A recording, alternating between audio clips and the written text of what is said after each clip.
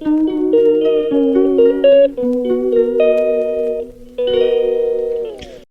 ভিডিওটা ছিল গণেশ ঠাকুর বিসর্জনের দিন, মানে আমাদের বাড়িতে যেদিন আমরা বিসর্জন করেছিলাম। এখানে কেউ 1.5 দিনে বিসর্জন করে, কেউ 3 দিনে করে, কেউ 5 দিনে করে, কেউ 7 দিনে করে, কেউ 11 দিনে করে। আমারটা দিনে নেই, আমারটা বছরে দাঁড়িয়ে গেছিলো, কারণ আমার এই ঠাকুরটা ছিল আগের বছর থেকে আমার আর বিসর্জন দেওয়া হয়নি। যাই হোক, হয়তো এনার আমাদের বাড়িতে থাকার ইচ্ছা ছিল বছরখানেক। এখানে বিসর্জনগুলো এইভাবে হয়, তোমরা অনেকেই জানো। এগুলো ডাইরেক্ট নদীতে ওরা ফেলতে দেয় না।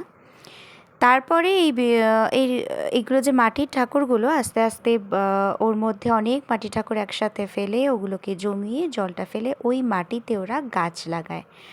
আমার মনে হয় এই আইডিয়াটা কিন্তু বেশ ভালো।